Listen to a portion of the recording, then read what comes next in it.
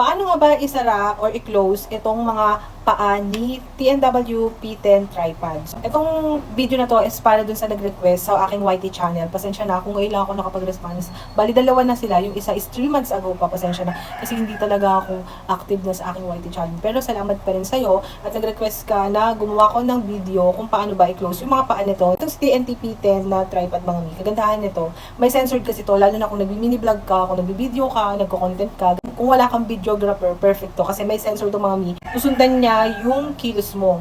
Para ka na rin may taga-video. So, ganun siya mga mi. Ito yung itsura niya mga mi. Ayan, ganyan siya. And i-flex ko lang din siya sa inyo. Sobrang kasi ganda talaga ng tripod ng TNW. So, ayan siya. Meron siya dyan. Power and yung command niya. Yung ginagamit ko kasi yung sensor nito, may hand command siya para mapasunod siya sa inyo. So, ayan, ganyan siya. And ito yung mismong, ano niya, remote. Ayan, meron siyang on and off. Tapos, meron siyang up and down, left and right. Mismong, ayan, kung magpipicture din kayo kung gamit itong tripod na to, meron din. Tapos, meron siyang parang ganyan.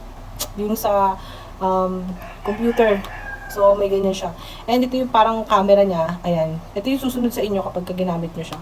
And ganyan nga siya. Then, may lock dito yan sa likod. Nalalak yan. Kung gusto nyo hindi siya sumunod-sunod sa inyo, hindi siya gumalaw-galaw, pwede nyo ilock yan. And ito na nga, i-share ko sa inyo kung paano nga ba i-close yung mga paano ito ni TNW. So, ganito siya mga mi. Nakikita nyo itong bilog na to. Ano yan, naiikot yan. So, ayan. Napapaluwagan siya. Kung ginamit nyo to, kasi iba natatakot kasi nagamitin, kasi matigas na baka masira.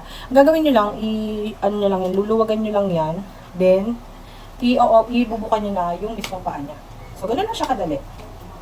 Ayan, ganyan. Then, kapag ganyan nyo na siya, para hindi siya bumaba, hihigpitan nyo lang ito, para hindi siya umangat-angat. Ayan, para steady na siya. So, ganun lang siya kadali. Again, ikot nyo lang to. Tapos, ayan, ganun lang siya kadali. So, ito na po yung request mo na video kung paano ba ibukasara itong paa ng TNW P10 tripod. So, ayun lang. Thank you!